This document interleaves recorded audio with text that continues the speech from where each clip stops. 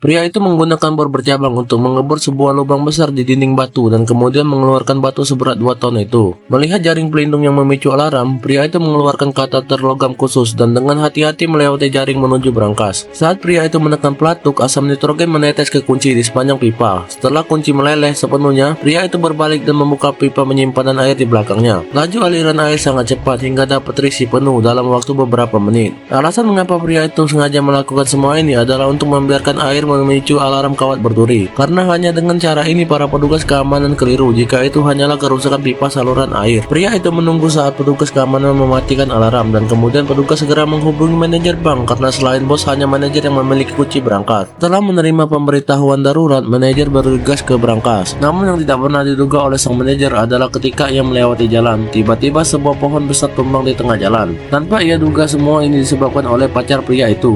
Pasalnya, mereka sudah melakukan persiapan yang cukup matang sebelum mencuri brankas tersebut. Tujuannya adalah untuk memberikan pria itu cukup waktu untuk memasuki brankas tersebut. Saat permukaan air menguap melewati saklar, sistem pengawas langsung kehilangan daya. Kemudian pria itu menyelam ke dalam air menggunakan tang di tangannya dan dengan mudah memotong kawat berduri yang kehilangan aliran listriknya. Saat pria itu berhasil menyelam ke dalam brankas, ia mengambil emas perak dan perhiasan senilai jutaan dolar di dalam brankas tersebut. Namun, saat pria itu hendak pergi, polisi pun datang. Saat mengetahui bahwa banjir di brankas itu bukan suatu kebetulan, melainkan ada yang melakukannya dengan sengaja, ia langsung memerintahkan anak buahnya untuk menjaga tutup lubang irigasi di setiap jalan. Jika ada yang kedapatan keluar dari sana, mereka akan ditembak. Pada saat ini pria itu tidak menyadari keseriusan situasi dan hendak merangkak keluar dari dasar selokan. Di saat kritis tersebut, pacarnya datang tepat waktu dan berhasil membunuh 2 orang penjaga dengan jarum beracun di tangannya sehingga pacarnya dapat melarikan diri. Pelabuhan yang digunakan untuk melarikan diri dijaga ketat, maka pria itu menggunakan pisau di tangannya bertekad untuk membunuh semua penjaga dan berjuang keluar. Namun saat pria itu hendak melarikan diri, tiba-tiba ia tertembak di bahunya. Ternyata kepala polisi mengejarnya. Polisi itu menodong senjata dan menyuruh pria itu untuk menyerah. Namun pacar pria itu datang dan membuat polisi itu terjatuh.